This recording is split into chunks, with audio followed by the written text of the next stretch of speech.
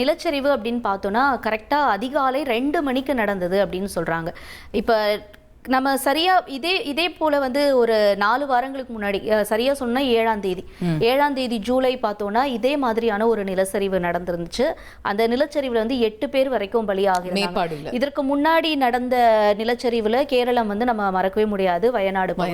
அந்த இன்சிடென்ட்டுக்கு அப்புறமா ஒரு இத்தனை உயிர்களை பலி வாங்கின ஒரு இன்சிடெண்ட்டாக பார்க்கப்பட்டது வந்து 7th ஜூலை 7ஆம் தேதி ஜூலை அன்னைக்கு இந்த சுரங்க பணிகள் நடக்கிற இடத்துல மாவட்ட ஆட்சியரோட எச்சரிக்கை மீறி வந்து அங்கே பணிகள் வந்து தொடர்ந்தாங்க அப்படின்னு சொல்லி இது மனித தவறால நடந்த ஒரு நிலச்சரிவு அப்படிங்கிறத அப்போ சொல்லியிருந்தாங்க.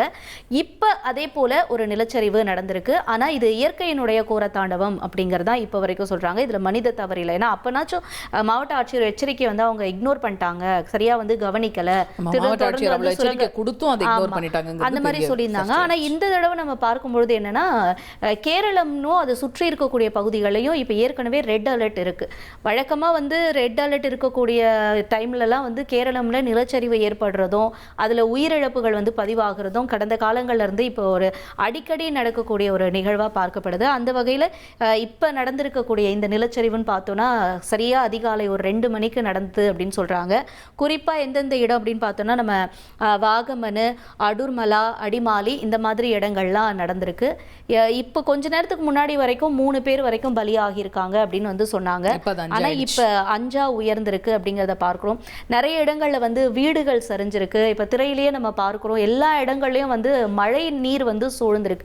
இந்த நிறைய சாலைகளுடைய கனெக்டிவிட்டியும் போயிருக்கு இல்லையா? ஆமா, இந்த பாருங்க வீடு வந்து மேல அந்த ஷீட் எல்லாம் இருக்கும் இல்லையா, முதல் தளம் வரைக்கும் வந்து அந்த தண்ணீர்லாம் வந்து சூழ்ந்திருக்கிறத நம்ம அந்த பகுதியில பார்க்கிறோம். என்ன சொல்றாங்கன்னா ஒரு பக்கம் வந்து மண் சரிவு, இன்னொரு பக்கம் வந்து வெள்ளம் சூழ்ந்திருக்கு. இதெல்லாம் சேர்ந்து இப்ப 5 உயிர்களை வந்து அந்த பகுதியில பலி வாங்கி இருக்கு. இதோட உயிரிழப்பு எண்ணிக்கை வந்து இன்னும் அதிகரிக்கும் அப்படின்லாம் சொல்றாங்க. அதுலயும் குறிப்பா வாகமன் பகுதியில ஒரு நிலச்சரிவு ஏற்பட்ட இடத்துல வந்து ஒரு வீடு வந்து இடிஞ்சு விழுந்திருக்கு. அதுல பிரபாகன் நாயர் அப்படிங்கிற இவரோட அடையாளம் மட்டும் நமக்கு இப்ப கிடைக்கப்பட்டிருக்கு. பிரபாகன் நாயர் அப்படிங்கிறவர் வந்து உயிரிழந்திருக்காரு. ஒரு சில வீடியோக்கெல்லாம் வெளியாயிருந்துச்சு. ஒருத்தவங்க பார்த்தோம்னா ஒரு வீட்டோட வாசல்ல அவங்க வந்துட்டு மாட்டிக்கிட்டு இருக்காங்க. அவங்க வந்து ரொம்ப கத்துறாங்க, என்னை யாராச்சும் காப்பாத்துங்க அப்படின்னு சொல்லி. ஒரு வழியா அந்த பெண்ணை ஆனால் உயிரோட மீட்டுட்டாங்க. உடம்புல நிறைய காயங்களோட அந்த பெண் மீட்கப்பட்டிருந்தாங்க. அந்த விஷுவல்ஸ்லாம் கூட நமக்கு கிடைக்கப்பட்டிருந்துச்சு. இப்போ வரைக்கும் என்ன சொல்கிறாங்க அப்படின்னா இந்த மழை வந்து தொடரும், கொஞ்சம் அலர்ட்டாக இருங்க, இன்னும் கொஞ்சம் அலர்ட்டாக இருங்க. அதுலேயும் இந்த நிலச்சரிவு ஏற்படக்கூடிய இடத்துல இருக்கிறவங்களாம் கொஞ்சம் பாதுகாப்பான இடங்களுக்கு இப்போவே மூவ் ஆகிடுங்க அப்படின்னு வந்து சொல்கிறாங்க. இன்னைக்கு வரைக்கும் ரெட் அலர்ட் இருக்குது. நான் வந்து முன்னாடி விண்டி மேப்பில் நான் செக் பண்ணியிருந்தேன். அதில் வந்து பார்த்தோன்னா கனமழைக்கான ஒரு சாத்தியக்கூறு தான் இருக்குது. ரெட் அலர்ட் வரைக்கும் மழைக்கான வாய்ப்புகள் இருக்குது அப்படின்னு சொல்கிறது இன்னைக்கு நம்ம சொல்கிறது. இன்னைக்கு காலையில் ஆனால் அந்த ரெட் அலர்ட் அப்படிங்கிறது கொடுக்கறதுக்கான ஒரு சாத்தியக்கூறு நமக்கு விண்டியில் பார்க்கும்போது அப்போது இருந்துச்சு. ஆனால் இன்னைக்கு ஈவினிங் வரைக்கும் இதே மழை தொடருமா அப்படின்னு கேட்டால் நமக்கு வந்து வானிலை நிலவரம் ரேடார் வந்து அந்த காட்சிகளை சொல்லலை.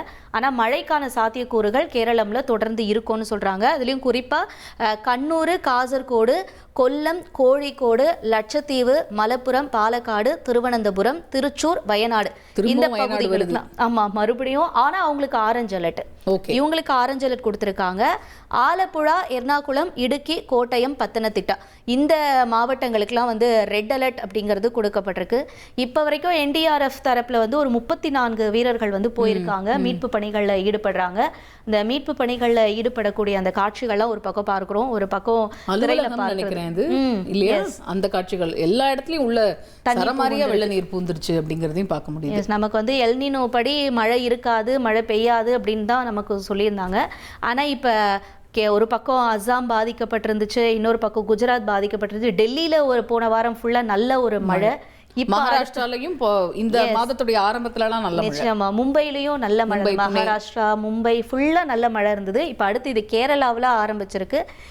நம்மளுடைய கேள்வி என்னன்னா தமிழகத்திற்கு மழை இருக்குமா அப்படிங்கிறது. நமக்கு அடுத்து ஒரு சில நாட்கள் வந்து லேசான மழைக்கான வாய்ப்புகள் தான் இருக்குது. ஆனால் இந்த அளவுக்குலாம் நமக்கு பாதிப்பு இருக்குமான்னு கேட்டால் அதற்கான வாய்ப்புகள் இப்போதைக்கு கிடையாது. ஆக மொத்தம் இப்போ கேரளாவை பொறுத்த வரைக்கும் 5 பேர் உயிரிழந்திருக்காங்க.